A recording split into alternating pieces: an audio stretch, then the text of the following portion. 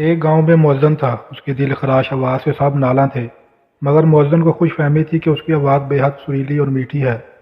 جب وہ اذان دیتا سننے والے اپنا سر تھام لیتے، معصوم بچے اپنے ماؤں سے لپٹ جاتے، راہگیر کانوں میں انگلیاں دے لیتے، غرض مرد عورت بوڑھے جوان اور بچے اس کی کرخت آواز سے پریشان ہو جاتے تھے۔ اہل محلہ نے بارہا اسے نرمی سے سمجھایا کہ تیری آواز اس قابل نہیں کہ تو اذان دے، ایسی بھیانک آواز سے اذان دینا شریعت میں منع کیا گیا ہے۔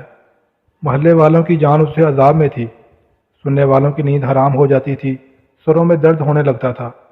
آخر تنگ آ کر سب نے صلاح و مشورہ کیا کہ کسی طریقے سے اسے مسجد سے فارغ کرنا چاہیے۔ سب نے دل کھول کر مؤذن صاحب کی مالی خدمت کی اور عرض کرنے لگے، ہم آپ کے لہن داؤدی سے بے حد مستفید ہوئے، آپ نے بہت خدمت کی، اب کچھ عرصہ آرام کیجیے۔ ایک قافلہ مکہ معظمہ جا رہا تھا، مؤذن صاحب حج کی سعادت حاصل کرنے کے لیے اس قافلے میں شامل ہو گئے۔ سفر کی پہلی منزل پر قافلہ ایک ایسی بستی کے قریب جا کر رکا جس میں زیادہ آبادی قافلوں کی تھی۔ عشاء کی نماز کا وقت ہوا تو اس مؤذن نے اللہ کا نام لے کر اذان دینا شروع کر دی۔ آواز ایسی کرخت نکالی کہ مردے قبروں سے اٹھ کر کھڑے ہوئے۔ قافلے والے ڈرنے لگے کہیں کوئی فتنہ نہ برپا ہو جائے۔ تھوڑی دیر بعد ایک کافر ہاتھ میں شمع لیے مٹھائی اور قیمتی جوڑا کپڑا لے کر آیا اور قافلے کے اندر آتے ہی پوچھنے لگا، وہ مؤذن کہاں ہے جس کی آواز سے ہمیں حیات نو ملی؟ قافلے والے اس کی یہ بات سن کر حیرت ہوئی۔ کافر مسکرا کے کہنے لگا، میں شکریہ ادا کرنے حاضر ہوا ہوں۔ کافر نے بتایا، میری اکلوتی لڑکی ہے، نہایت ہی حسین و جمیل اور نازک دماغ ہے۔ مدت سے اس کی آرزو تھی کہ مسلمان ہو جائے، اسے برابر سمجھاتے رہے کہ یہ خیال چھوڑ دے، اپنے باپ دادا کا مذہب نہ چھوڑ، مگر اسے کوئی نصیحت کارگر نہ ہوئی۔ اسلام کی محبت اس کے دل میں جاگزیں ہو چکی تھی۔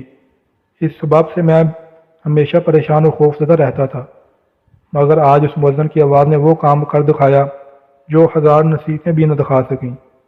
لڑکی نے مؤذن صاحب کی آواز سن کر پوچھا، یہ مکروہ آواز کیسی ہے جو کانوں میں آ رہی ہے اور دماغ پر ہتھوڑے کی طرح بج رہی ہے؟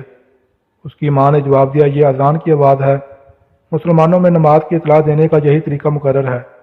اس کے بعد میری لڑکی نے مجھ سے یہی سوال کیا، میں نے بھی یہی جواب دیا کہ واقعی یہ مسلمانوں کی اذان کی آواز ہے۔